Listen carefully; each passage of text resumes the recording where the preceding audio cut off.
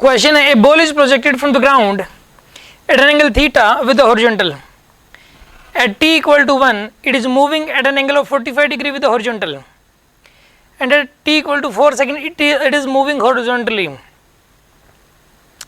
What is the velocity of projection of the ball? सुनिए आप, यहाँ पर एक ग्राउंड है, ठीक है, और यहाँ से एक बॉल को फेंक दिया गया थीटा के एंगल से,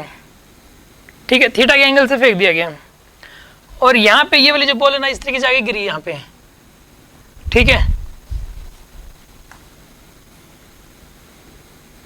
यहां पे जा गिरी है बॉल। अब यहां पे जो बॉल है ये t इक्वल टू 4 पे यहाँ पे और हॉरिजॉन्टली मूव कर रही है, हॉरिजॉन्टली, ठीक है ना, t इक्वल टू 4 पे हॉरिजॉन्टली मूव कर रही है, और t इक्वल टू 1 पे मान लो यहाँ पर है, t इक्वल टू 1 पे यहाँ पर है, और इसका एंगल कितना होता है यहाँ पे 45 डिग्री एंगल,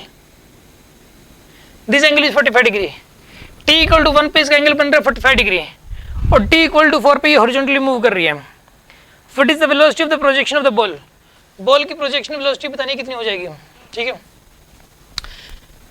देखिए आप इस केस के अंदर सबसे पहली बात तो देखो यहाँ पे जो जो चीजें इन्फॉर्मेशन जो गिवन होती है आपको, जो इन्फॉर्मेशन उसी से कुछ ना कुछ निकालना पड़ता है।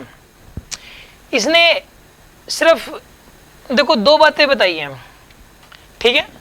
एक तो इसने बोला कि t इक्वल टू 1 पे जो है ना ये फेंकने के 1 सेकंड बाद ये इसका प्रोजेक्शन एंगल 45 डिग्री,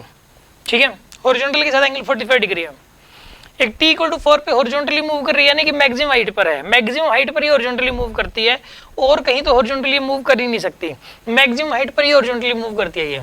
ठीक है। अच्छा आप सुनो, इसके अंदर जो है ना यहाँ पे इस पे आप मुझे एक बात बताइए, इसके अंदर जो है ना यहाँ पे what is the velocity of projection of the ball बताना, वो कितना हो जाएगा इसके अंदर प्रोजेक्शन, उसकी प्रोजेक्शन वेलोसिटी क्या होगी। सुनिए आप, एक तो इसे ये पता लगता है कि यहाँ से लेके यहाँ तक जाने का टाइम 4 सेकंड्स है, अगर 4 सेकंड्स है तो वर्टिकल वेलोसिटी जरूर 40 रही होगी, एक तो ये बात पता लग गई, इसकी वर्टिकल वेलोसिटी कितनी रही होगी 40, ठीक है, और 1 सेकंड बाद वर्टिकल वेलोसिटी हो जाएगी 30, क्योंकि हर सेकंड में वर्टिकल वेलोसिटी 10 मीटर पर सेकंड से कम हो जाती है, वर्टिकल वेलोसिटी 40 1 सेकंड बाद 30 हो गई, और ये वाला एंगल 45 डिग्री तभी बन सकता है जब ये वाली वेलोसिटी भी 30 हो, ठीक है ना, ये दोनों सेम होंगी तभी बिल्कुल बीचों बीच हो जाएगी बॉल तो, ठीक है ना, और ये 30 है ना, एक बार पता लग गया ना 30 तो हर जगह 30 रहेगी हॉरिजॉन्टल वेलोसिटी, तो हॉरिजॉन्टल वेलोसिटी कभी चेंज नहीं होती, यहाँ पे 30 हॉरिजॉन्टल, तो यहाँ पर भी हॉरिजॉन्टल वेलोसिटी 30 होगी, और यहाँ पर भी हॉरिजॉन्टल वेलोसिटी 30 होगी। अब इधर है 40 इधर है 30, अब इन दोनों का रिजल्टेंट ले लो, नेट प्रोजेक्शन वेलोसिटी आ जाएगी आपके पास। तो नेट वेलोसिटी निकालने के लिए आप ऐसा करो 30 का स्क्वायर प्लस 40 का स्क्वायर पूरे का अंडर रूट, सोल्व करो, कितना आंसर आएगा बताइए इसका, 50 आंसर आ जाएगा। जी आपको बात समझ में आ गई होगी, नोट कर लीजिए आप इसे।